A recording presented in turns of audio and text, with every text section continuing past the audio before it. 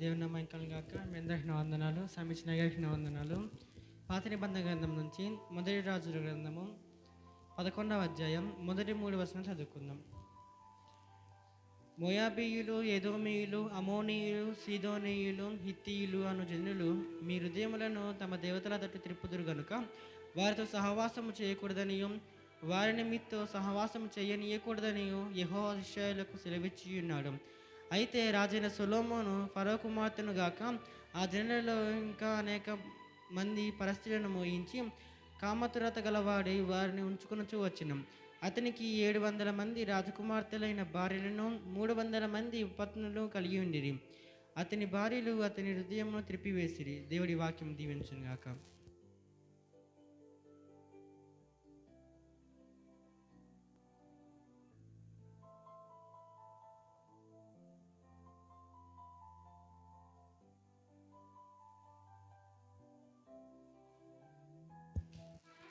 దేవుని నామానికి మహిమ కలుగునుగాక. సమయం ఇచ్చిన దైవజనుడికి నా వందనాలు. నాతో కూడి వచ్చిన ప్రతి ఒక్కరికి నా వందనాలు. అపోస్తులైన పౌలు ఎఫెసీయులకు రాసిన పత్రిక 4వ అధ్యాయము 26వ వచనం నుంచి 29వ వచనం వరకు చదువుకుందాం. కోపపడుడి కానీ పాపము చేయకుడి. సూర్యుడు అస్తమించు వరకు మీ కోపము నిలిచి ఉండకూడదు. అపవాదికి చోటు ఇయ్యకుడి. దొంగిలివాడు ఇక మీదట దొంగిలింకక అక్కరగల వానికి పంచిపెట్టుటకు వీలు కలుగు నిమిత్తము తన చేతులతో మంచి పని చేయుచు కష్టపడవలెను. వినువారికి మేలు కలుగునట్లు అవసరమును బట్టి క్షేమాభివృద్ధికరమైన అనుకూల వచనమే పలుకుడి కానీ దుర్భాష ఏదైనాను మీ నోట రానియకుడి. దేవుడి వాక్యమును ఆశీర్వదించునుగాక. ఆమేన్.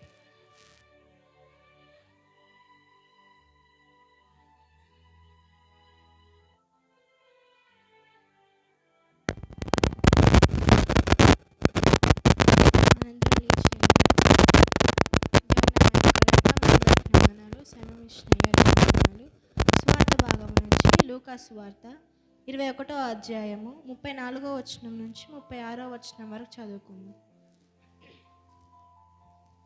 మీ హృదయములు ఒకవేళ తిండి వలనను మత్తు వలనను ఐహిక విచారము వలనను మందముగా ఉన్నందున ఆ దినము అకస్మాత్తుగా మీ మీదికి ఉరి వచ్చినట్లు రాకుండా మీ విషయమై మీరు జాగ్రత్తగా ఉండుడి. ఆ దినము భూమి అందంతటా నివసించు వారందరి మీదికి అకస్మాత్తుగా వచ్చును. కాబట్టి మీరు జరగబోవు వీటినెల్లను తప్పించుకొని మనుష్య కుమారుని ఎదుట నిలువబడుటకు శక్తిగల వారగునట్లు ఎల్లప్పుడూ ప్రార్థన చేయుచు మెలకువగా ఉండుడని చెప్పాను. దేవుడి స్వార్థ భావం నుంచి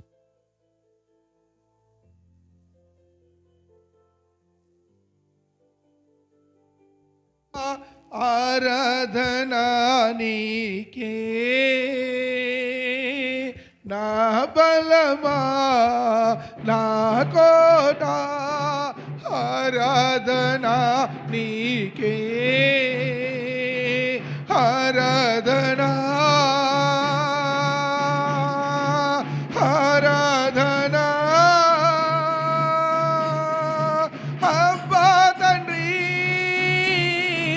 నీకేనయ్యా ఆరాధనా ఆరాధనా అబ్బా తండ్రి నీకేనయ్యా రాజా నీ భవనములో ప్రేయింబవలు వేచియుందును. యస్సు రాజా నీ భవనములో ప్రేయింబవలు వేచియుందును. స్తుతించి ఆనందింతును. చింతలు మరచెదను నిన్ను స్తుతించి ఆరాధింతును. చింతలు మరచెదను ఆరాధనా ఆరాధనా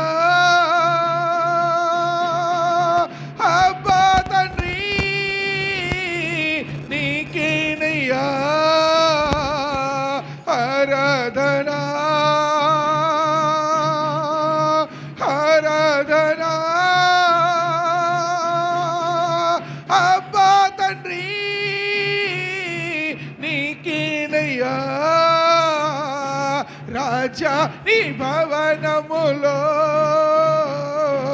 రేయింపవలు వేచియుందును. దేవుని నామానికి మహిమ కలుగునుగాక. హల్లెలూయా, హల్లెలూయా. సంతోషము. బైబిల్ పఠనం చదివిన ముగ్గురికి ప్రభువైన యేసుక్రీస్తు నామములో నా శుభములు తెలియజేయుచున్నా. మంచిది ప్రభువునందు ప్రియాదిన బిడ్డలారా, 29వ సామెతల గ్రంథము 29వ అధ్యాయము మొదటి వచనం ఏముందో చెప్పండి ఎవరైనా ఒకసారి.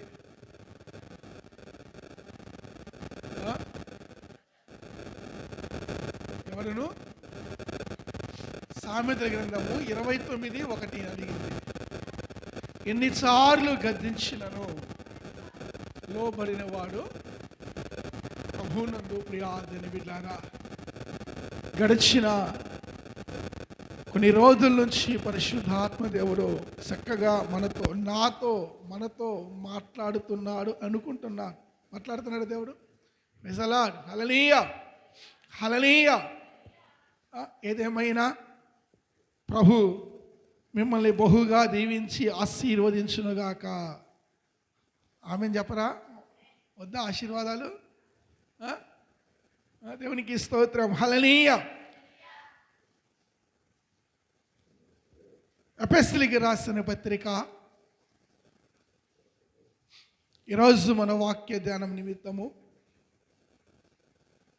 అదెందయ్యా పోయిన వారము మత్తయి సువార్త 24వ అధ్యాయం 24వ వచనం చదివించారు. దాంట్లో ఇంకో వ్యక్తి ఉన్నాడన్నారుగా, ఆ వ్యక్తి గురించి చెప్పరా అని ప్రశ్న మీ ఏరియలేదు కాబట్టి నేను రెండో కొత్త వాక్యంలోకి వెళ్తాను. దేవునికి స్తోత్రం. Hallelujah, hallelujah. Okay, right. పోయిన వారము మత్తయి సువార్త 24 వచ్చి చదువుకున్న మాట నిజమే. దానికి అనుసంధానమైన వాక్యమే ఈ ఎఫెసీయులకు రాసిన పత్రిక 5వ అధ్యాయము, క్షమించండి 4వ అధ్యాయము 27వ వాక్యము. 4:27 అపవాదికి సోటియకుడి. దేవుని నామానికి మహిమ కలుగునుగాక. హల్లెలూయా. చాలా చక్కటి మాట కదండి. ఎవరికి చోటు ఇవ్వద్దంట? చెప్పాలి అందరూ చెప్పాలి. ఎవరి అపవాది గాడు? చెప్పలేనిది బంధువా? ఎవరీడు? మన భక్తి క్రైస్తవ విశ్వాస జీవితములో భద్రశత్రువు. Praise the lord. హల్లెలూయా. ఏమంటే మన విరోధి అయిన అపవాది. పైన వారము పేతురు రాసిన మొదటి పత్రిక 5వ అధ్యాయము 8వ వాక్యములో కూడా వీడి గురించి రాయబడి ఉంది. ఏముంది అక్కడ? రెఫరెన్స్ చెప్పా, అన్నీ చెప్పినా కానీ మీరు చదవట్లేదు. ఎవరిని? మీ విరోధి అయిన అపవాది గర్జించు సింహం వలె ఎవరిని మింగుదామా అని వెతుకుచు తిరుగుతున్నాడు అంట. ఇక్కడ పౌలు గారు ఎఫెసీ సంఘంతో ఏమంటున్నాడు?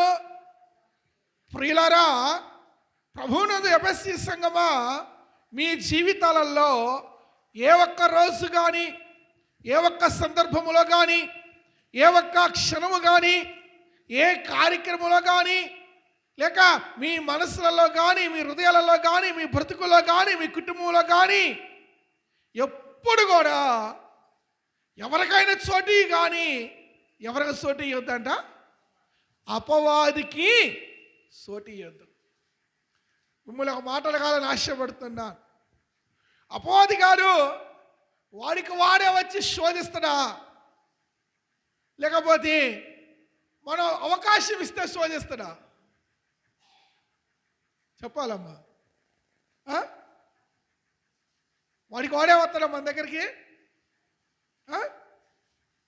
వాడికి ఏం పని లేదా? వాడికి వేరే పని ఏం లేదా? నిజమే, పేతురు గారు చెప్పిండు ఏమని, మెలకుకుండండిరా బాబు, అమ్మలారా అక్క ఇలారా మెలకుకుండండి, ఎందుకంటే వాడు మీ విరోధి, వాడు మంచిది కాదు, వాడు మొదటి నుంచి పాడు చేసేవాడు, మొదటి నుంచి నాశనం చేసే బుద్ధి, మొదటి నుంచి మన జీవితాలను పాడు చేసే బుద్ధి, వాడు అబద్ధికుడు, వాడు మంచివాడు కాదు. అయినప్పుడు కానీ మెలకుకుండమనడు. కానీ ఇక్కడ ఏమంటున్నాడు పౌలు గారు, అపవాదికి మీరు సోటియుకుడి అంటే అర్థమైంది ఆ మాటకి. ప్రభువునందు ప్రియ దేవుని సంగమా, ఏ క్రైస్తవుడు కానీ ఏ సంఘము కానీ వాళ్ళు అవకాశం ఇవ్వకపోతే పొరపాటు కూడా వారి జీవితంలోకి అపవాదిగాడు తొంగి కూడా చూడడంట. హల్లెలూయా, హల్లెలూయా. నువ్వు అవకాశం ఇస్తేనే, నువ్వు నీ జీవితంలో ఆప్షన్ ఉంటేనే వాడు వస్తాడు, కానీ లేకపోతే వాడు నీలోకి వచ్చే ధైర్యము ఉండదంట. ఎందుకు? ప్రభువారు అంటున్న మాట, లోకములో ఉన్నవాడి కన్నా నీలో ఉన్నవాడు గొప్పవాడు, నీలో ఉన్నవాడు గొప్పవాడు, నీలో ఉన్న శక్తిమంతుడు, నీలో ఉన్నవాడు బలవంతుడు, నీలో ఉన్నవాడు సర్వాధికారి, నీలో ఉన్నవాడు అసాధ్యాన్ని సాధ్యపరచగల బలవంతుడు ఆయన. అందుకే ఆయన్ని దాటి రావాలంటే నీ పర్మిషన్ లేకుండా, నువ్వు ఆప్షన్ కల్పించకపోతే, నువ్వు అవకాశం ఇవ్వకుండా వాడు నీ జీవితంలోకి పొరపాటు కూడా తొంగి కూడా చూడంట వాడు. దేవునికి స్తోత్రం. హల్లెలూయా, హల్లెలూయా. మీరు అనుకోవచ్చు, అదేందయ్యా వాడిని ఎందుకు పిలుచుకుంటాం మేము మాటి మాటికి, వాడితో మాకేం పని? నిజమే, నువ్వు పిలుచుకోని అవసరం లేదు. దోస్తుగాని పిలిచినట్టుగా, చుట్టాన్ని పిలిచినట్టుగా, పండానికో పబ్బానికో నువ్వు పిలవనవసరంలా. నువ్వు పిలవకపోయినా కానీ నీ ఆలోచన ద్వారా, నీ తలంపుల ద్వారా, ఏమంటే బాగా గమనించండి, నీ క్రియల ద్వారా, నువ్వు అనేకమైన చేసే పనుల ద్వారా నీకు తెలియకుండానే అపవాదికి నువ్వేం చేస్తున్నావు అంట, చోటు కల్పిస్తున్నావు. Praise the lord. Hallelujah, hallelujah. ఇందాక మీరు సహోదరి చదివిన లేఖనం గమనించారా లేదో? అక్కడ ఏం రాయబడింది? కోపపడుడి కానీ పాపము చేయొద్దు. కోపము రావచ్చు, కానీ ఆ కోపములు ఏం చేయకూడదంట, పాపము చేయకూడదు. కోపము రావచ్చు, కోపం వచ్చినప్పుడు నీ భర్తని, నీ భార్య, నీ పిల్లలని, నీ వారిని ఏం చేయకూడదు, బూతులు ఆడకూడదు, వంకరగా మాట్లాడకూడదు, అపవిత్రమైన మాటలతోటి వాటిని దూషించకూడదు. బాగా గమనించండి.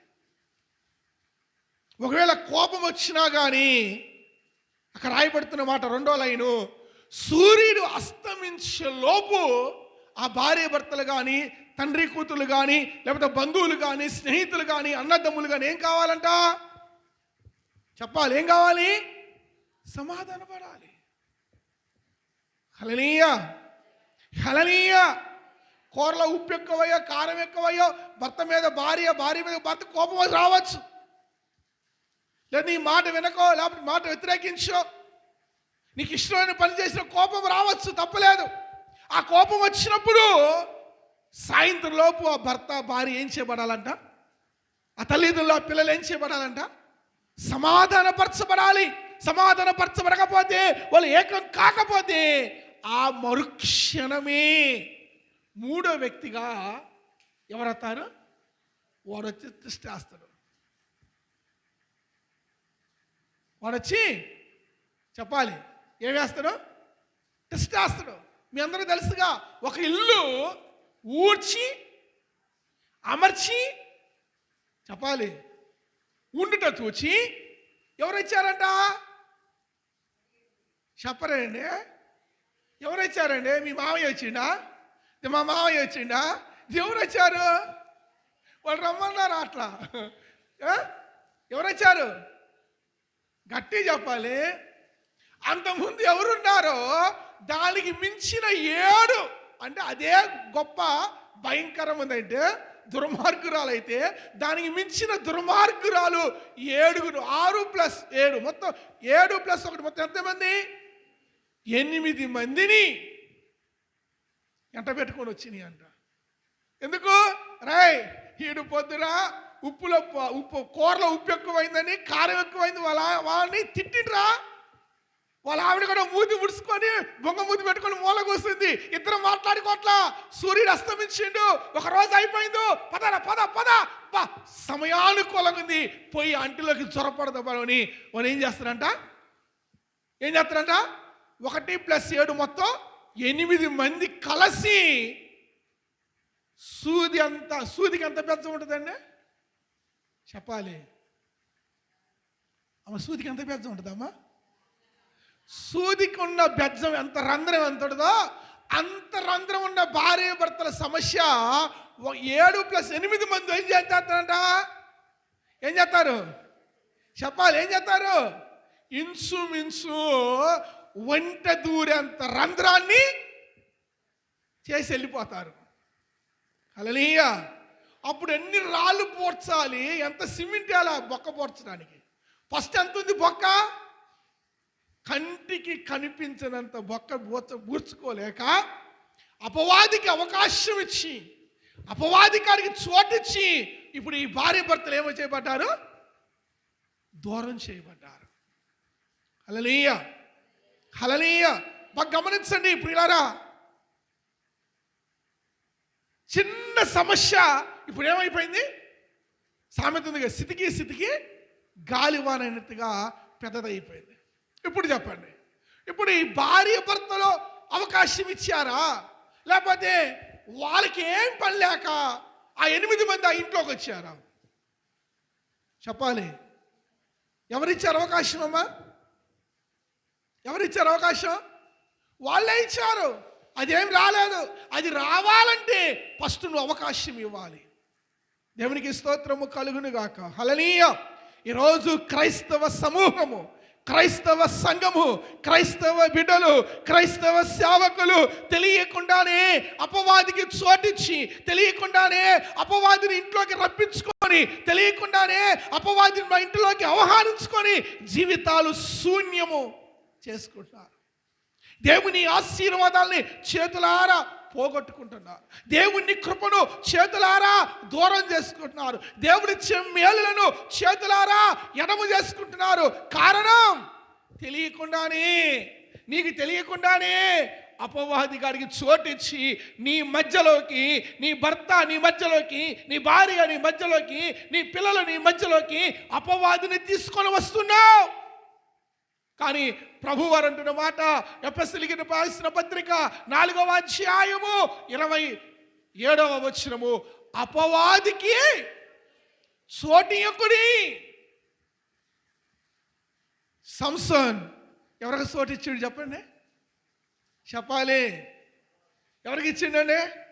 బుద్ధిగా దారి మధ్య వాడి మార్గంలో పోయాక పిల్లలు చుట్టం పోయి పిల్లలు చూసి తప్పాయి. దిక్కులు చుట్టం అవసరమా? చెప్పాలి. దిక్కులు చుట్టం అవసరమా? బుద్ధిగా పిల్లని చుట్టం పోతామా? పిల్లని చూసుకొని వస్తే పాయ్. దిక్కులు చూస్తే ఏమైంది? ఉన్నది పాయ, చూసింది పోయిందా లేదా? Praise the lord. హల్లెలూయా. బాగా గమనించండి. అందుకే ఎప్పుడు కూడా ఏం చేయకూడదంట? అపవాదికి ఎప్పుడు కనురెప్పక కలలో కానీ మన జీవితాలలో చోటు ఇవ్వకూడదంట.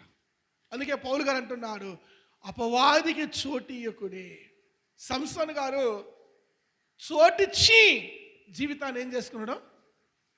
శూన్యం చేసుకున్నాడు. అపవాదికి చోటిచ్చాడు కాబట్టి అపవాది చేత మోసగించబడ్డాడు. అపవాదికి చోటిచ్చాడు కాబట్టి వాడిని తన జీవితంలోకి ఆహ్వానించుకున్నాడు కాబట్టి సంసోను జీవితము బలహీనమైంది. సంసోను జీవితం అవమానించబడింది. సంసోను జీవితం శూన్యమైపోయింది. సంసోను జీవితము గుడ్డివాడిగా మిగిలిపోయాడు. సంసోను జీవితము అసహ్యకరమైనగా అయిపోయాడు. బాగా గమనించండి.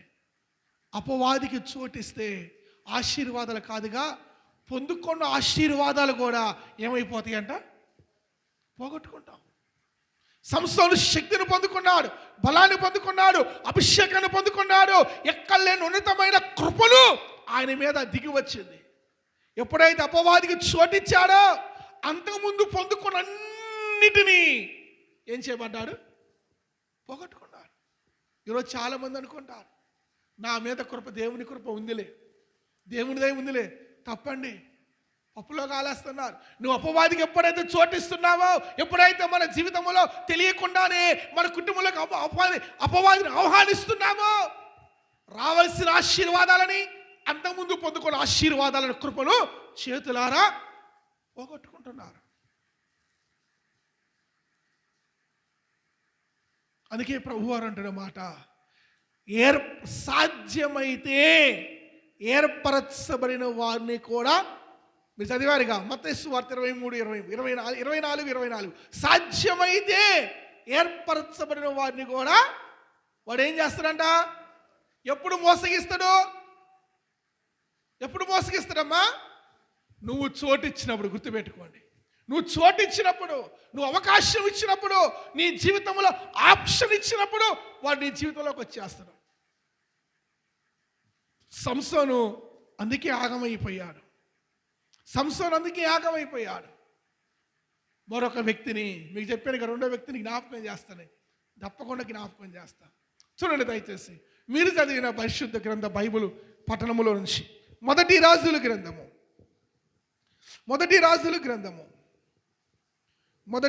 గ్రంథము 11వ అధ్యాయం 11వ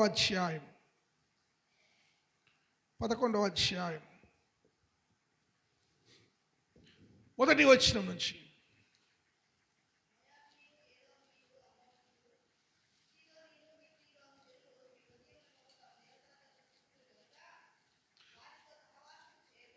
వారితో సహవాసము చేయకూడనియు,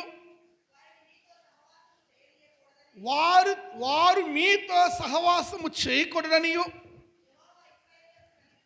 స్పష్టంగా దేవుడు చెప్పి ఉన్నాడు. దేవునికి స్తోత్రం, హల్లెలూయా. గతంలో కూడా ఒకసారి ఈ మాటను మనం విని ఉన్నాం. అవిశ్వాసులకి విశ్వాసులకి ఏమి పొత్తు. ఇక్కడ కూడా జ్ఞాపకం చేసుకోండి, ఎప్పుడు అపవాదిగాడు నీ జీవితంలోకి వస్తాడంటే, ఎప్పుడైతే నువ్వు అపవాదికి సోటిస్తావంటే, చిన్నవి అండి, పెద్దవి కావు, చాలా చిన్నవి. సంసోను కూడా చిన్న తప్పే. ఏంటో చిన్న తప్పు చెప్పాలి. చూడటానికి రమ్యంగా ఉంది, తినటానికి తీయగా ఉంది. ఏం చేసిండు? చేత్తో తీసుకొని తినేసిండు. చిన్నది, అది పెద్ద సమస్య కాదు. ఇక్కడ ఒక దేవుడు కూడా చాలాసార్లు చెప్పిండు, నా మాట వినండమ్మా, నా మాటకు లోపడండి, విధేయత కలిగి ఉండండి. ఆదిలో కూడా మీకు జ్ఞాపకం చేసి ఇష్టపడతాను. ఆదిలో కూడా స్పష్టంగా చెప్పిండు దేవుడు, కుమారుడా ఇవి ఎన్ని తినరా, ఇవన్నీ నీకే, నువ్వే తిను, నీ కోసమే, ఇంకా వేరే వాళ్ళు ఎవరికి లేదు. అయితే ఇగో ఈ మధ్యలో ఉంచుడు, ఈ మధ్యలో దాని జోలికి పోబాకు అంతే. నేను ఎందుకు చెప్పిన అర్థం చేసుకో, పోబాకు. వాడు బుద్ధిగా ఉండడం, ఆదామయ్య బుద్ధిగా ఉండడం. అయితే ఎప్పుడైతే ఒంటరివాడు దేవుడు దయదలిసి అట్లుంచినా పోయేదేమో శుభ్రంగా, ఒంటరి పక్షిగా అని దేవుడు ఏం చేసిండంట? దయ చూపించిండు. ఆయన దయామయుడండి, అవునంటారా కాదంటారా? అన్నిటిని చూసిండు. గొర్రెలకు 2 ఉన్నాయి, బర్రెలకు 2 ఉన్నాయి, ఒంటెలు 2 ఉన్నాయి, ఏనుగులు 2 ఉన్నాయి, ఎయ్యి చూసిన 2 ఉన్నాయి. పాపం ఈ పిచ్చని చూస్తే మాత్రం ఒంటరిగాడు ఒక్కడే ఉండి ఒట్టిగాకి లెక్క. దయ చూపి జాలిగల దేవుడిగా పాపం నిద్రపుచ్చి ప్రకటముగు తీసి స్త్రీగా తయారు చేసి ఆ స్త్రీని ఆదాం దగ్గరికి వెళ్ళి, ఇదిగో నీ కొరకు నీ జత పనిని దేవుడు ఏం చేసిండు? జత చేసిండు. అప్పుడు సంతోషపడ్డా ఆ స్త్రీని చూసి. హల్లెలూయా. సంతోషపడ్డా లేదా? అందుకే చూడండి, ఇప్పుడు కూడా పెళ్లి సంబంధం అయిపోతే పెళ్లి కూతురు చూసి పెళ్లి కొడుకు ఏం చేస్తాడు? సంకలు కొట్టుకుంటాడు. వాడికి తెలియదు తర్వాత ఆ సంకలన్నీ అరుగుతాయని. దేవునికి స్తోత్రం కలుగును గాక. హల్లెలూయా. బాగా గమనించండి ఎంత సంతోషంగా ఉంటాడో. ఆదాము కూడా ఏం చేసిండంట? సంతోషపడ్డాడే. ఈ జంతువులు చూసి ఒకేసారి అందమైన అమ్మాయిని చూసేసరికి ఆదాము ఏం చేసిండు? సంతోషపడ్డా. బాగా గమనించండి, సంతోషము ఎన్నాళ్ళు ఉందంట?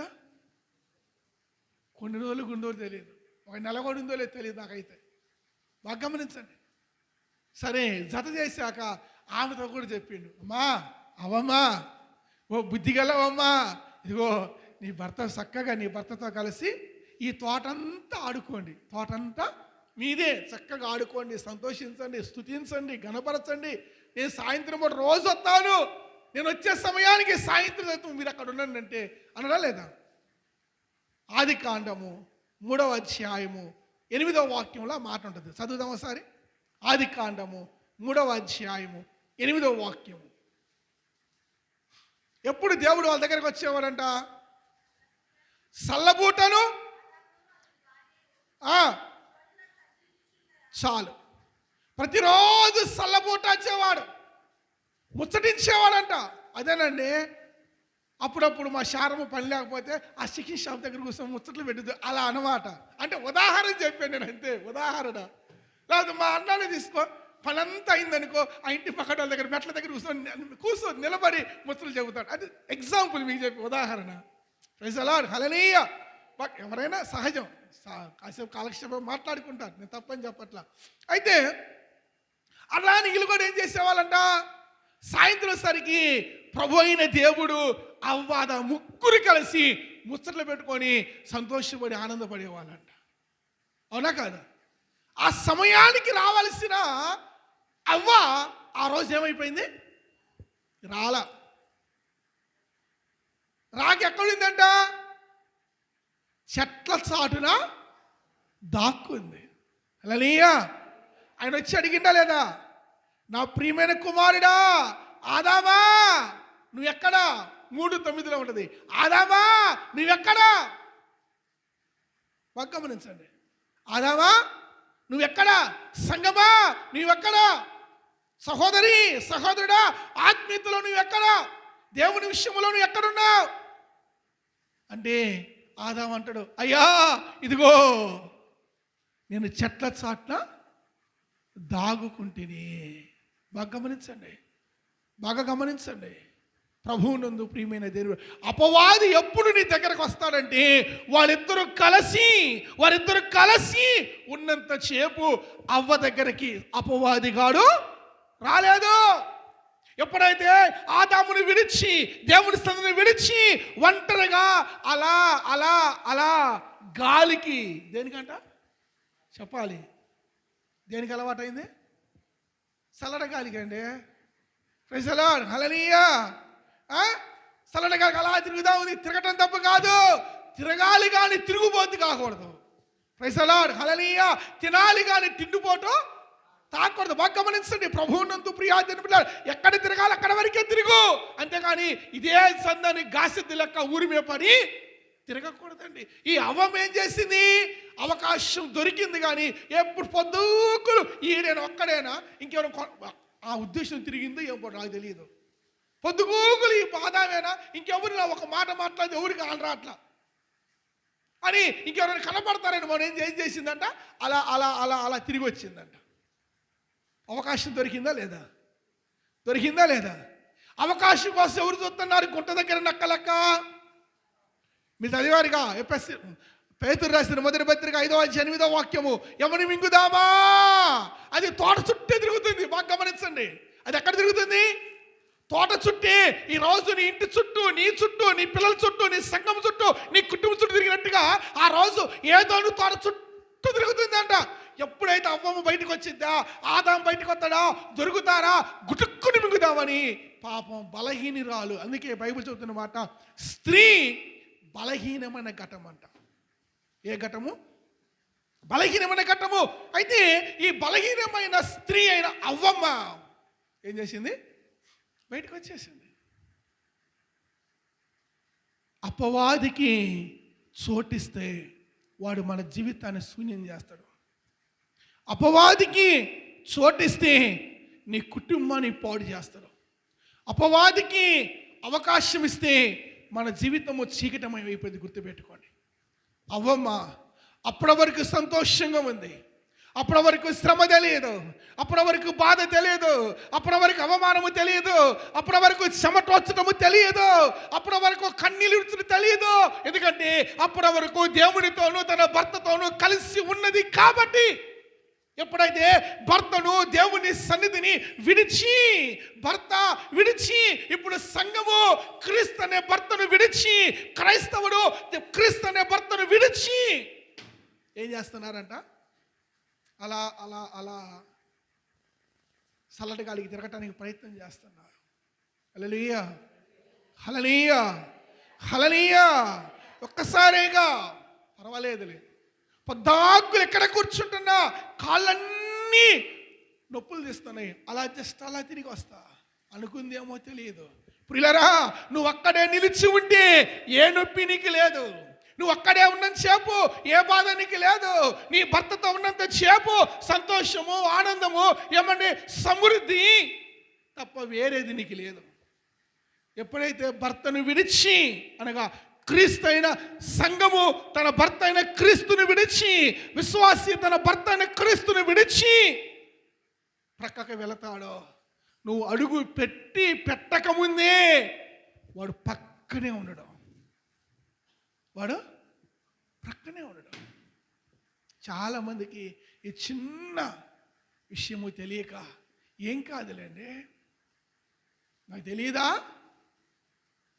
ప్రార్థన చేస్తే దేవుడు సహాయం చేస్తాడో, కన్నీరు రాస్తే దేవుడు సహాయం చేస్తాడో, ఉపవాసం ఉంటే దేవుడు సహాయం చేస్తాడో, నిజమే సహాయం చేస్తాడో, కాదని నేను చెప్పట్లా. అయితే పనిష్మెంట్ మాత్రము నిశ్చయము, శిక్షే. హల్లెలూయా. క్షమిస్తాడు, నేను కాదనట్లా, కృప చూపుతాడు కాదనట్లా, కానీ శిక్ష మాత్రము తప్పదు. సంసోను దేవుడు క్షమించిండా లేదా? సంసోన్ని దేవుడు క్షమించిండా లేదా? క్షమించాడు. కానీ దానికన్నా ముందుగా గుడ్డివాడైపోయాడు, అవమానించబడ్డాడు, అపహాస్యం చేయబడ్డాడు, నిందించబడ్డాడు, బానిస బ్రతుకును బ్రతికాడు. శిక్షించబడిన తర్వాత క్షమించబడ్డాడు. బాగా గమనించండి, చేతులు కాలేక ఆకులు పట్టుకుంటే ప్రయోజనం ఉండదు ప్రియులారా. అపవాదికి చోటు ఇవ్వకుండానే నీవు నీ కుటుంబాన్ని నువ్వు భద్రముగా చేసుకున్న చేపు అపవాది తొంగి కూడా నీ కాపురములోకి, నీ కుటుంబంలోకి చూడటానికి వాడికి రైట్స్ ఉండవు, వాడికి అధికారం ఉండదు. వాడికి ఎప్పుడు అధికారం వచ్చింది తెలుసా? ఎప్పుడైతే నువ్వు అడుగు తీసి బయటికి పెడతావు.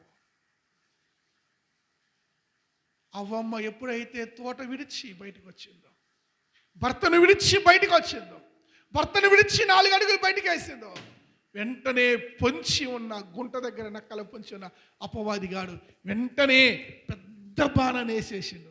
ఏంటిదా బాణం? అవ్వా ఇది నిజమా? అవ్వా ఇది నిజమా? ఏ కాదా అనే మాట ప్రతి మానవ జీవికి ఆటోమేటిక్ వచ్చేసింది. హల్లెలూయా, హల్లెలూయా. బాగా గమనించండి, ఒకవేళ అవ్వ ఆ రోజు భర్తను విడిచి బయటికి రాకపోతే అపవాదికి అవకాశం వచ్చేది కాదేమో, అపవాదికి చోటీకుండా కాపాడుకోగలిగేదేమో. ఎప్పుడైతే అపవాదికి చోటు ఇచ్చిందో ఆ క్షణం నుంచి మొదటిగా దొరికిన ఆశీర్వాదం చెప్పండి. అపవాదికి చోటిచ్చాక మొదటగా దొరికిన ఆశీర్వాదం తోట నుంచి నెట్టివేయబడదు. అదేనంటే శాపం. హల్లెలూయా. మొదట జరిగింది ఏంటిదంట? తోట నుండి గెంటి వేయబడదు. రెండవది శపించబడదు. మూడవది కష్టముతో కన్యలతో నీవు పిల్లలని కంటావు. ఒక్కటి చేసిన పాపానికి అవము ఒక్కదాన్ని శిక్షించిన దేవుడు అవముతో పాటు భర్త అయిన ఆదామును కూడా, కుమారుడా ఏ కష్టము తెలియదురా నీకు, ఇంతవరకు దున్నలా, ఒక ఇత్తు ఎత్తలేదు, ఒక చెమటోడ్చలా, టయానికి అన్ని నేను నీకు సిద్ధపరిచాను. చేతులారా, సామెత ఉంది కండి, చేతులారా ఏమండి ఏందన్నమాట, కాళ్ళ ముందుకు వచ్చిన ఆహారాన్ని ఏదో కాలదనుకుని అంటారు, సామెతదో ఉంటుంది. అలాగూ ఆదాము జీవితంలో అప్పటి వరకు చేను దున్నిండా, ఏదో తోట్ల చేను దున్నిండా, ఇత్తనాలు వేసిండా, చెమట వచ్చిండా, అరక తోలిండా, దున్నిండా, ఇత్తనాలు విత్తిండా, ఏమి చేయాలా? ఒకటే, ఏంటిది? దేవుని స్తుతించుడి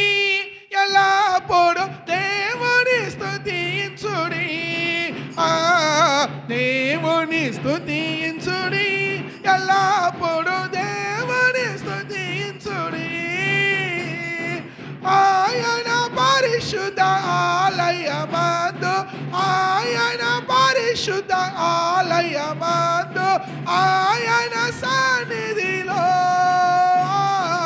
ఆయన సన్నిధిలో.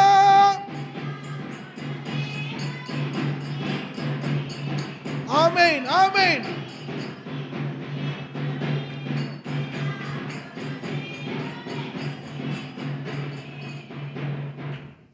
అప్పటి వరకు దేవుణ్ణి స్తుతించారు. ఆకలి తెలియదు, కష్టము తెలియదు, చెమటొచ్చడం తెలియదు, దుఃఖితుండడం తెలియదు, ఏమీ తెలియదు. సమయానికి అన్నీ నోటి దగ్గరకు వచ్చాయి. చేతులారా చేతులారా దైవాశీర్వాదాన్ని కోల్పోయాడు ఆదాము ఆ రోజు, అవ్వ. కారణం అపవాదికి చోటిచ్చారు. చెమట వచ్చి దుక్కి దున్ని, నువ్వు మట్టివి కనుక మరలో మట్టిలో చేరే వరకు నువ్వేం చేయాలి? ఏం చేయాలంట? దుక్కి దున్ని కష్టపడి నీవు నీ భర్త, భార్య, పిల్లల్ని పోషించాలి. బాగా గమనించండి. అట్లని అపవాదిని వదిలిపెట్టిండా? సర్పరూపంలో వచ్చిన పాముకు కూడా ఇక నుంచి నువ్వు మన్ను తిందువుగాక, ఇక నుంచి నువ్వు పొట్టతో ప్రాకుదువుగాక అన్నాడు దేవుడు. అంతకుముందు దానికి కాళ్ళు ఉండేవి, పాముకు కాళ్ళు ఉండేవి. కాళ్ళు ఎందుకు లేవు ఇప్పుడు? దేవుని శాపం. బాగా గమనించండి. ప్రభువునందు ప్రియాదేని బిడ్డారా, ఎప్పుడైతే అపవాదికి చోటిస్తావో, నిన్ను పాడు చేయడానికి, నాశనం చేయడానికి నీ జోలికి వచ్చిన అపవాదిని దేవుడు శిక్షిస్తాడు. సేమ్ టైము మనల్ని కూడా ఖచ్చితంగా శిక్షిస్తాడు. గుర్తుపెట్టుకోండి. ఈరోజు చిన్నదేగా, ఏం కాదులే అని నిర్లక్ష్యం వహిస్తున్నారు. ఏమైందండి ఒకరోజు పోతే? ప్రభుత్వంలో 1 గంట ప్రార్థన చేయకపోతే ఏమైంది? ఒక పూట ఉపవాసం ఉంటే ఇట్లా అనుకుని చెప్పుకుంటూ పోతే చాలా విషయాలు ఉన్నాయి, చిన్న ఇవన్నీ కూడా. కానీ ఆ చిన్నయే ప్రభువునందు ప్రియాదేని బిడ్డారా, మీకు ఒక మాట చెప్పాలని ఆశపడుతున్నాను. మీ ఇంటిలో వాటర్ క్యాన్కి కానీ వాటర్ బిందె కానీ ఉంటుందిగా, ఆ బిందెకి చిన్న సూది అంత బెజ్జం పెట్టండి, ఏమైంది? చిన్నదేగా, అసలు కనిపి ఇందాక చెప్పారు సూది అంత బెజ్జం. సూదికి అంత బెజ్జం ఉంటుంది, కంటికి కరిక కనిపించదు. దారం పట్టే మందే ఉంటుంది సన్నగా. అది పెడితే నీళ్ళని పోతాయా? ఎందుకని? మన జీవితం కూడా అలాంటిదే ప్రియులారా. చిన్నదేగా, 1 గంటేగా, 1 గడియేగా. ఆ గడియే దేవుడు అంటాడు, ఒక గడి అయినను ఎవరి కొరకు? ఆయన కొరకా? మీ కొరకు. ప్రైజ్ ది లార్డ్, హల్లెలూయా. ఆయన ఇంకో మాట అన్నాడు, అయ్యా యేసయ్యా అని ఏడుతుంటే ఏమన్నాడు? అమలారా నా కోసం ఆడవాకండి, నీ మొగుడు కోసం, నీ పిల్లల కోసం, నీ అయ్య కోసం, నీ అమ్మ కోసం, వాళ్ళ కోసం ఆడవండి. అవునా కాదు? అంతే అనడా? బాగా గమనించండి పిల్లరా. చిన్న రంధ్రము ఆ హౌస్లో కానీ ట్యాంకులో బిందులో నీళ్ళన్నీ కొద్దిసేపుడికి ఎలా ఖాళీ చేసేదో తెలియకుండానే ఆ చిన్న పాపం అంట, ఆ చిన్న అవిధేయత అంట, ఆ చిన్న అతిక్రమం అంట, ఆ చిన్న ఆజ్ఞ అతిక్రమమే మన జీవితాన్ని శూన్యం, చీకటి పాలు చేసిందంట. 1 రాజుల గ్రంథము 11వ అధ్యాయం.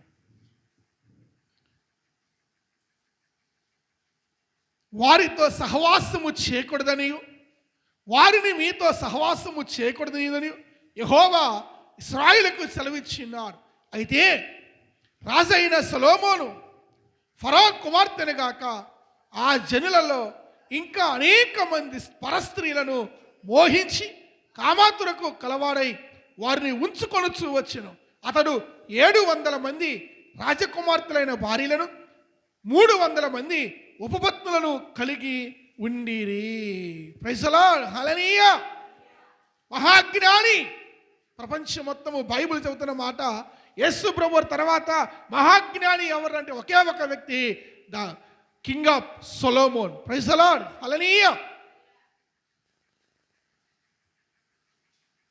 ప్రపంచంలోనే ఓ అద్భుతమైన వ్యక్తి ఎవరంటే జ్ఞానవంతుడు సొలొమోను చెబుతుంది బైబిల్. అలాంటి మహాజ్ఞాని ఏమైపోయిందంట? నా జ్ఞానానికి ఇంకో పెళ్ళాన్ని చేసుకుంటే ఏమైంది? నా జ్ఞానానికి ఇంకో దాన్ని ఉంచుకుంటే, అక్కడే ఉంది, అదే మాట అక్కడ ఉంది, వేరే మాట ఉంది. ఉంచుకొనొచ్చు. 300 మంది ఉంచుకున్నాడు, 700 మంది తాళి కట్టిండు. అంతేనా? చెప్పండి అండి, అదేనండి బైబిల్లో ఉంది. 700 మంది పెళ్లి చేసుకున్నాడు, 300 మందిని నా జ్ఞానానికి, నా తెలివితేటలకి, నా స్టేటస్కి ఒక్కదాంతో ఉండాలి. ఊరికే ఇంకో దాన్ని చేసుకుని తప్పేంది? అనుకున్నాడు ఏం పాడోదే, ఒకదాంతో ఆగల మనోడు. ఏం చేసిండంట? 700 మంది రాజకుమార్తెలను, 300 మంది ఉపమంతులను ఏం చేసిండు? వారితో కామతురత గల వాడై పాపములో పడిపోయాడు. బాగా గమనించండి, ప్రభు వాక్యం ఇలా చలవిస్తున్నది. అపవాదికి చోటియుకుని అని పౌలు గారు అన్నారు. కానీ ఇప్పుడు ఇక్కడ సొలొమోను ప్రభువునందు ప్రియమైన దేవుని బిడ్డలారా, ప్రపంచంలోని మహాజ్ఞాని అయిన అతను అనేక మంది స్త్రీలను మోహించి వివాహము చేసుకొని దేవుని ఆజ్ఞను అతిక్రమించాడు.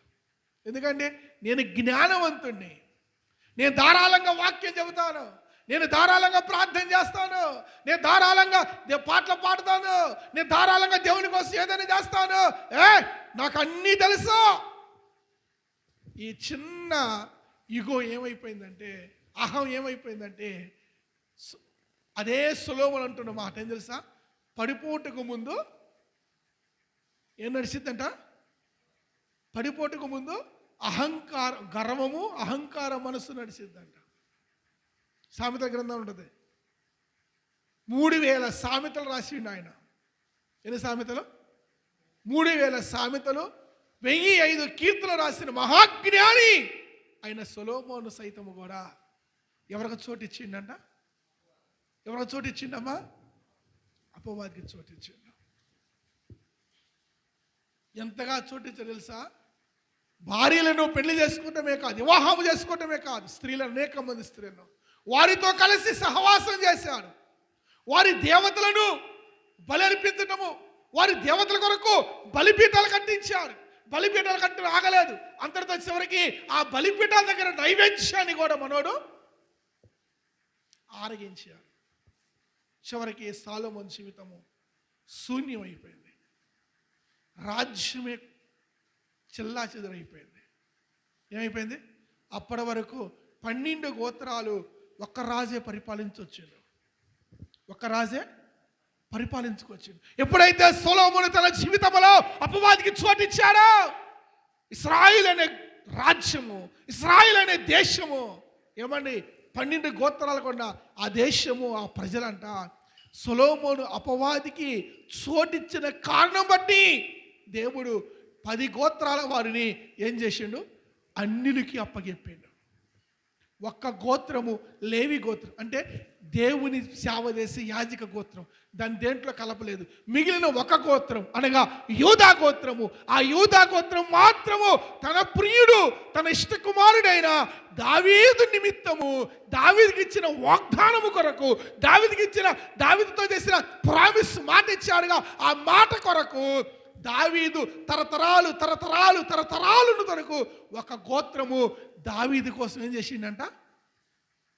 ప్రక్కన పెట్టాడు. మిగిలిన 10 గోత్రాలు మాత్రం ఏం చేసిండు? అన్ని దేశాలకు అప్పచెప్పాడు, శత్రువుల చేతికి అప్పచెప్పేసి. కారణము సొలొమోను చేసిన చిన్న అవిధేయత. షేబారాని దేశము సైతము కూడా సొలొమోను జ్ఞానాన్ని ప్రహసించింది, కొనియాడింది దేవుని నామాన్ని. అవునంటారా కాదంటారా?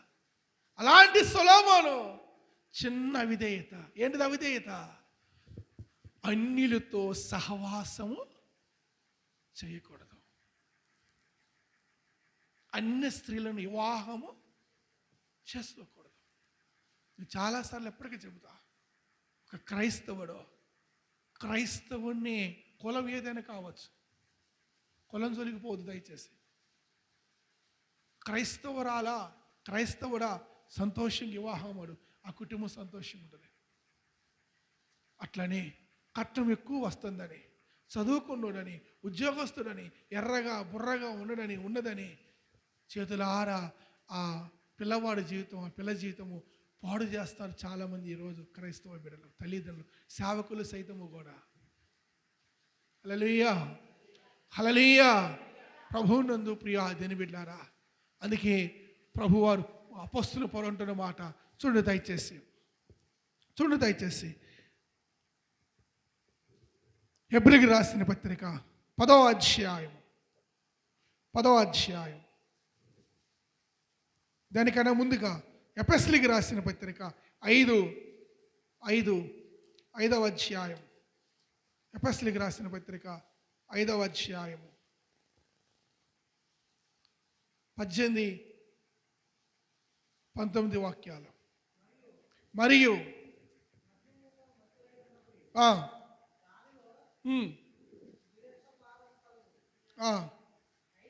అయితే ఆత్మపురులయుడి ఒకరినొకడు కీర్తనలతోనూ సంగీతములతోనూ ఆత్మ సంబంధమైన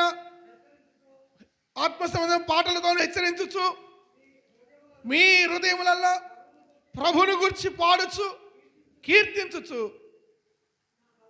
మన ప్రభు అయిన యేసుక్రీస్తు పేరట సమస్తమును గూర్చి తండ్రి అయిన దేవునికి ఎల్లప్పుడూ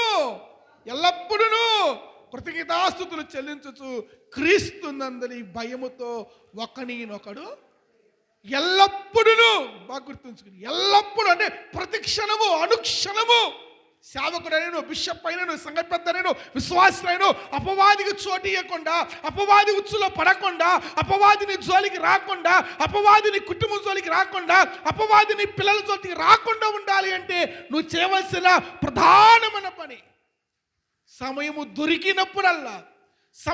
దొరికినప్పుడల్లా అనగా నీవు ఒక స్త్రీగా, ఒక పురుషుడిగా, ఒక భార్యగా, ఒక తల్లిగా, తండ్రిగా నీ బాధ్యతలు నిర్వర్తించడం అయిపోయిన తర్వాత, నీ కుటుంబంలో ఉన్న పనులు అయిపోయిన వెంటనే సమయము దొరికిందా ప్రభువుని స్తుతించుట. చూడండి, కీర్తనలతోనూ ఆత్మ సంబంధమైన పాటలతోనూ హెచ్చరించుచు మీ హృదయములలో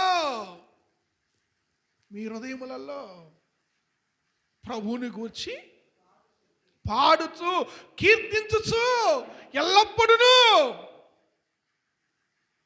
సమయం దొరికితే చాలు ఈరోజు క్రైస్తవులకి 5 నిమిషాలు 10 నిమిషాలు.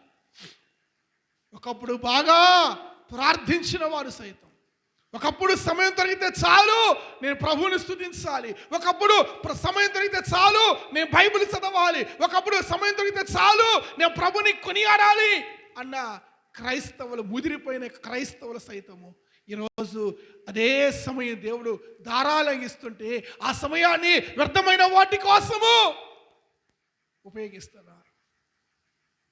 ఉదాహరణకి ముసలమ్మ ముచ్చట్లు కావచ్చు,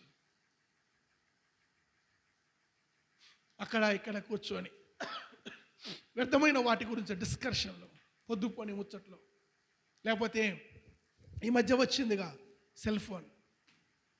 ఏడక పోనవసరంలా, ఏ ఇంటికి పోనవసరంలా, ఏ కొంపను తగలబెట్టనవసరంలా, మన కొంపను మనమే తగలబెట్టుకుంటారు దీన్ని చూసి. అవునా కాదంటారా? ఒకప్పుడు పోయి ఏదో గగ్గిపొల గీసొచ్చేవాళ్ళు, ఇప్పుడు మన ఇంటికి మనమే అగ్గిపొల గీస్తున్నారు. తలకాయ దీంట్లో పెడితే ఏమైపోతుందో పక్కన తెలియట్లేదు. బాగా గమనించండి, ఏది చూడాలో అదే చూడాలి. సమయం దొరికిందా ఆ సమయంలో సీరియల్ చూడటం, సినిమాలు చూడటము, అవి చూడటము, ఈ చూడటము, వ్యర్థమైన వాటి కోసం కాలక్షేమం అండి. ఏ క్షేమం అంట? నీ క్షేమం పోగొట్టుకుంటావు. కాలక్షేమం కుదరపోతే దేవునికి ఇచ్చే క్షేమాన్ని పోగొట్టుకుంటారు. సమయం దొరికిందా ఆ ఖాళీ సమయంలో ఏం చేయాలి? చదివే మాట దయచేసి ఒకరినొకడు కీర్తనలతోనూ సంగీతములతోనూ ఆత్మ సంబంధం నా పాటలతోనూ హెచ్చరించచ్చు. మీ హృదయములలో ప్రభువుని గూర్చి పాడుచు కీర్తించచ్చు. పౌలు గారు ఇంకొక మాట, ఇంకో అడుగు ముందుకేసిండు. పౌలు గారు ఇంకో అడుగు ముందుకేసి ఏమంటారు తెలుసా? కొందరు మానుకున్నారంట. ఏం మానుకున్నారు? ప్రభుని పాడటానికి, స్తుతించడానికి, గణపరచడానికి. ఇంకో అద్భుతమైన విషయం చెప్పమంటారా? ఒక ఇంటి దగ్గర నీకు పాడుకోవడం రాదు, బైబిల్ చదవడం రాదు, ప్రార్థన చేయడం రాదు. కనీసం దేవుడు ఈరోజు ప్రతి ఒక్కరికి ఒక మందిరాన్ని ఇచ్చి ఉన్నాడు. ఇచ్చిండా లేదా? ఆ మందిరానికి వచ్చి, ఆ మందిరంలో వచ్చి, ఆ మందిరం కొరకు చుట్టుపక్కల కోసం, నీ ఊరి కోసం, నీ బంధువు, కనీసం నీ కుటుంబం కోసం ఆ మందిరంలో వచ్చి ఏనాడైనా ఒక్కసారైనా, ఒక్కరోజైనా పని అయిపోయిన వెంటనే కనీసము మందిరంలో ప్రార్థన జరిగేటప్పుడైనా విడి రోజులు పక్కన పెట్టు, విడి రోజులు పక్కన పెట్టండి అండి. ఆ బుధవారము, ఆ మంగళవారము, ఆ సోమవారం, ఏదో ఒక వారం ఉంటుందిగా మన పానానికి. కదా మన పానానికి అంతేనా? మన దుంపలు దిగటానికి మన ప్రాణం మీదకి ఆ అయ్యగారి చల్లకుండా బుధవారం, గురువారం, ఏదో ఒక వారం తగలబెట్టిండు ఆ ప్రార్థన. ఈ ఆదివారం సరిపోదమ్మా మొహాలకి? సరిపోదండి విశానమ్మా? ఆదివారం సరిపోదా? బువ్వ కూడా ఒక్క పూట తింటే పోవాలా? వారం అని తింటే ఎందుకు? అవునా కదా? అందుకేనేమో భక్తుడు అంట, ఎక్కడైనాను కలలో కానీ, ఏ క్షణములో కానీ, నా చూపులో కానీ, నడకలో కానీ, నా క్రియలో కానీ అపవాదికి చోటిస్తానే అని ఒక భక్తుడు ఇలాగూ ప్రార్థన చేస్తాడు. 139వ కీర్తన 23, 24 వచనాలు చదివితే, 139, 23, 24 త్వరగా ప్రార్థన చేస్తాను. 11 కావచ్చు. ఎండ తీవ్రంగా ఉందని త్వరగా ముగించడం జరుగుతుంది. త్వరగా నన్ను పరిశోధించి నా హృదయము తెలుసుకోయా, నన్ను పరీక్షించండి అయ్యా, నా ఆలోచన తెలుసుకొను అయ్యా. నీకు నాలో ఉన్నదేమో, అయ్యా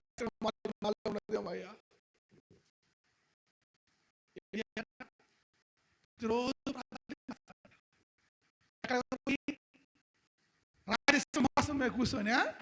ఎవరైనా దావీదు, ఈయన ఎవరు? ఇశ్రాయేలుకి రాజు. యాడ కూర్చున్నాడంట? సింహాసనం మీద కూర్చున్నాడా? యాడ కూర్చున్నాడంట? రోడ్డు మీద కూర్చున్నాడా? చికెన్ షాపులో కూర్చున్నాడా? కూరగాయల దగ్గర కూర్చున్నాడా? లేకపోతే మెట్ల మీద కూకుంటాడా? యాడ కూకుంటాడు చెప్పండి, చెప్పండి అండి. దేవుని సన్నిధిలో. హల్లెలూయా, హల్లెలూయా, హల్లెలూయా. మొన్న ఒక ఆయన అంటాడు, బాధ ఆయన, ఒక వ్యక్తి గురించి నేను మాట్లాడుతున్నా. ఏమన్నా తెలుసు? అయ్యో ఎప్పుడు వచ్చినామంటే, ఆయన వచ్చి 4 రోజులు అవుతుంది. అయ్యగారు నీకేం తెలుసు? నీకు తెలిసిందల్లా ఆ మందిరాలు కూర్చోవటం, మంచిలు తెచ్చుకోవటం, మందిరాలు కూర్చోవటం, మంచిలు తెచ్చుకోవటం అంట. అమ్మయ్య పోనీలే, దేవుడు కృపించిండు అనుకున్నా. అవును, నాకు తెలిసింది ఏంటిది? తాటానికి మంచిలు తెచ్చుకుంటా పోయి వచ్చి అడగూస్తుంటా, అడగూస్తుంటండి. దేవునికి స్తోత్రం, హల్లెలూయా అని అంటున్న మాట అండి. గట్టిగా 10 మంది ఉన్నారు ఆడవాళ్ళ. నీకేం తెలుసు అయ్యగారు? పోతే మంచిలు తెచ్చుకుంటూ పోయి మందిరం గుళ్ళో కూర్చుంటావు, పోతే మంచిలు తెచ్చుకుంటూ పోతే గుళ్ళో కూర్చుంటావు. నీకు ఎట్లా తెలిసి దేవుడు వచ్చి దేవుడు పోయింది? దావీదంట చేస్తే పని చేసేవాడు, వస్తే గుళ్ళో కూర్చునేవాడంట. హల్లెలూయా, హల్లెలూయా. గుళ్ళో కూర్చొని, అదేనండి దేవుని స్థలంలో కూర్చొని అప్పుడు అంటున్న మాట, ఒకవేళ ఇంకను ఇగో ఈరోజు కానీ, రాత్రి కానీ, ఇప్పుడు కానీ, ఇగో సాయంత్రం కానీ నీ దృష్టికి ఆయాసకరమైన మార్గము అపవాది తన జీవితంలోకి తెలిసో తెలియక ఒక్కసారే అవకాశం ఇచ్చిండు మనోడు. ఒక్కసారి అవకాశం ఇచ్చిండు. సచ్చినంతసేపు, సచ్చినంతలోపు ఎప్పుడూ తన జీవితంలోకి అపవాది దరిదాపులకు రానిలేదంట. హల్లెలూయా, హల్లెలూయా. ఒక్కసారి వచ్చినందుకే తన జీవితంలోకి అలారుబుద్ధిగా ఏమండి ఏరి కోరి తెచ్చుకున్న కుమారుడు ఏమైపోయిండు? చనిపోయిందా లేదా? ఏరి కోరి తెచ్చుకున్నాడా లేదా బచ్చిబాని, ఏరి కోరి కొనడా లేదా కొడుకుని, ఇష్టపడడా లేదా ఆ కొడుకు జబ్బుతో ఉంటే ఉపవాసమునుడు, కన్నీరు కాచుడు, కేకలేసిండు, గొప్పగా ప్రార్థన చేసిండంట. అలాంటి కుమారుడు కూడా అంతగా ఏడ్చిన ప్రార్థన చేసిన దేవుడు ఉంచిండా? అపవాదికి చోటిస్తే నువ్వు ఎంత ప్రార్థించినా, నువ్వు ఎంత కన్నీరు కార్చినా, నువ్వు ఎంత ఉపవాసం ఉన్నా దేవుడు వింటాడు. వినడని నేను చెప్పట్లా, కానీ శిక్ష ఈజ్ శిక్షే. శిక్ష తప్పదండి, శిక్ష తప్పదు. పనిష్మెంట్. బావే ఇంకోటి అడిదమ్మా, కాకాట హల్లెలూయా. బాగా గమనించండి, దావీదు అనుక్షణము ఒక్కసారి తెలియజేసిన పొరపాటు ఆ రోజు నుంచి చనిపోయేంత వరకు ఈ ప్రార్థన చేసేవాడు దేవుని మందిరానికి వెళ్ళి. ఈరోజు మనం ఏం చేస్తున్నాం? బాగా ఆలోచించేయండి. చిన్నదేగా ఏం కాదులే అంటున్నారు, చాలా నిర్లక్ష్యంగా ఉంటున్నారు. అపవాదికి చిన్న దానికి చిన్న చాలు, పెద్దది ప్రతి ఇంటి దూరం చేసి రామా అనవసరం లేదు, పోయి స్వాగతం పెట్టనవసరం పోయి నువ్వు సాతానా రామ అని పాడనవసరం, దానికోసం నువ్వు పోయి తలుపులు తీసి చిన్న అవకాశం వస్తే చాలు. నువ్వు పిలవకపోయినా చెప్పాలి, పిలవకపోయినా నీ ఇంటిలోకి వచ్చి రాయి బాతిద్ది. హల్లెలూయా. ప్రభువునందు ప్రియా దేని బిడ్డారా, అందుకే పౌలు గారు ఒక అడుగు ముందుకు వేశాడు. ఇదిగో హెబ్రీయులకు రాసిన పత్రిక 10వ అధ్యాయము 24-25 త్వరగా చదవండి.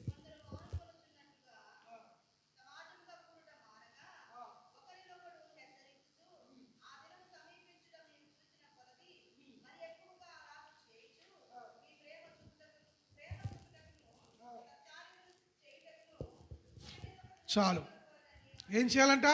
ఒకప్పుడు మీరు చక్కగా కూడుకున్నారు, ఒకప్పుడు చక్కగా పాటలు పాడారు, ఒకప్పుడు కూడికలలో, గృహాలలో, మందిరములో, వేరేక చోట్లకి వెళ్ళి ప్రార్థనలో పాలు పంపులు పొందారు, ప్రభువుని స్తుతించారు, గణపరిచారు, ప్రభుకి ఇవ్వాల్సి చక్కగా ఇచ్చి ఉన్నారు, నమ్మకంగా ఉన్నారు. కానీ ఇప్పుడు మీలో కొందరు మానుకుంటున్నారు, కొందరు మానేశారు.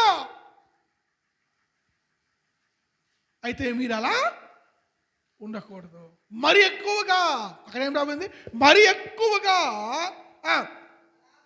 అలాగూ చేయించు. ఎలాగో మానేసినప్పుడు కాదు, ఒకప్పుడు నువ్వు బహుగా ముందుకు అలాగూ మరి ఎక్కువగా నువ్వు ముందుకు కొనసాగాలి, మరి ఎక్కువగా పాలు పంపులు పొందాలి, మరి ఎక్కువగా ప్రభుని స్తుతిస్తూ గణపరుస్తూ కుడికలలో పాలు పంపుతూ కుడికలు ఏర్పాటు చేస్తూ అనేకులని ఏమండి పురుకొలిపేదానికి ఉండాలి. కానీ నిన్ను బట్టి అన్యులు సైతం కూడా వెనకడిగేసే స్థితిలో మన ఆత్మీయత ఉండకూడదు ప్రియులారా. ఎందుకంటే ఆయన గడియ త్వరలో రానయ్యను. చదువు మాట దయచేసి. ఏముంది అక్కడ? మరి ఎక్కువగా అలాగూ చేయొచ్చు, ఒకరినొకరు పురికొల్పమని. చదువు మాట దయచేసి. ఆ దినము ఒకరినొకరు హెచ్చరించచ్చు. 25వ వచనమండి. ఆ దినము సమీపించుట మీరు చూచిన కొలది మరి ఎక్కువగా అంట. ప్రభువు రాకడ సమీపం ఉన్నది.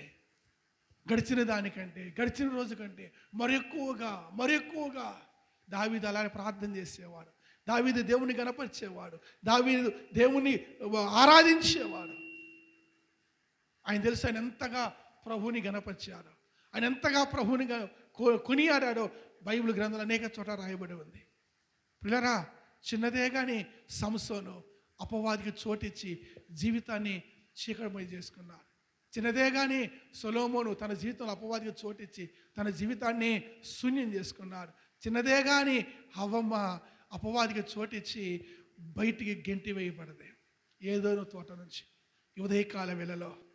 అలాంటి చిన్నవి మన జీవితంలో ఎంత పెద్దదవుతుంది. ఎన్ని ఆశీర్వాదాలు పోగొట్టుకుంటున్నాం. కొత్త ఆశీర్వాదాలు పక్కన పెట్టండి, పొందుకున్న ఆశీర్వాదాలు కూడా సంసోను కోల్పోయారు, సొలొమోను కోల్పోయారు, ఆదాము కోల్పోయారు. మన జీవితంలో కూడా అపవాదికి చోటిస్తే ఇంతకుముందు పొందుకున్న ఆశీర్వాదాలు, కృపను పోగొట్టుకుంటామేమో. కానీ ప్రభు అలా ఉండటం ఇష్టపడట్లా. పౌలు గారు అంటున్నాడు, మీరు మరి ఎక్కువగా ఒకరికి ఒకరు ఏం చేయాలంట? హెచ్చరించుకోవాలి, ఒకరికొకరు బుద్ధి చెప్పుకోవాలి, ఒకరికొకరు సరి చేసుకోవాలి. దావీదు వలె అనుక్షణం అనుదినం అని అంటున్నాడు. 145వ కీర్తన మొదటి వచనం ఉంటుంది, దేవా అనుదినము నిన్ను స్తుతించదను, ప్రతిదినము నిన్ను కొనియాడను. అనుదినము, ప్రతిరోజు సమయం దొరికినప్పుడల్లా. అందుకే పౌలు గారు అంటున్న మాట ఎఫెసీ 5:17, సమయము పోనీయక సద్వినియోగము చేసుకొనొచ్చు. అజ్ఞానుల వలె కాకుండా జ్ఞానుల వలె. ఈరోజు సమయం ముందు కూడా పోగొట్టుకుంటున్నారు. ఆ సమయాన్ని దేవుళ్ళు గడపవలసి నీవు నేను, ఆ సమయాన్ని ప్రభువులో గడపవలసి నువ్వు వ్యర్థమైన వాటి కోసం గడిపి వ్యర్థమైన వాటి లేని అనారోగ్యాన్ని కొని తెచ్చుకుంటున్నారు, లేని ఆపసోపాలు కొని తెచ్చుకుంటున్నారు, లేని బలహీనతలు కొని తెచ్చుకుంటున్నారు. కారణం ఏంటి తెలుసా? దేవునిలో సరిగ్గా గడపలేక, దేవునిలో సరిగ్గా ప్రభుని గణపరచలేక అపవాదికి చోటిచ్చి మన బలాన్ని, మన శక్తిని, మన కృపను, మన ఆశీర్వాదాన్ని అది రసం పిలిచినట్టుగా పిండేస్తుంది. బాగా గమనించండి. మెండైన ఆశీర్వాదం ఆదాము ఉండితే అపవాది వచ్చింది, జీవితం పాడైపోయింది. సంసోను వచ్చి తన జీవితంలో ఆహ్వానించుకున్నాడు, జీవితం శూన్యమైపోయింది. సొలొమోను జీవితం కూడా శూన్యమైపోయింది. తనతో పాటు తన దేశము, రాజ్యము చెల్లాచెదరైపోయింది. కారణము అపవాదికి చోటిజుట. బైబిల్లో చాలామంది భక్తులు ఉన్నారు. లేచి నిలబడి ప్రార్థన చేసుకుందాం. ప్రభువునందు ప్రియాదేని బిడ్డలారా, అపవాదికి చోటియుకుడి అని ప్రభు వాక్యం చలవిస్తున్నది. అపవాదికి చోటియుకుడే. ఈరోజు మనం దానికి చోటిచ్చి మన జీవితాన్ని పాడు చేసుకుంటున్నామేమో. ప్రభువునందు ప్రియాదేని బిడ్డలారా, అందరము లేచి నిలబడి ప్రభుత్వంలో ప్రార్థన చేద్దామా? ప్రభు ఈ మాటలు మన వినికిల్లో దీవించి ఆశీర్వదించునుగాక. ఆమేన్. ప్రార్థన చేద్దాం. Thank you Jesus. అవును కదా,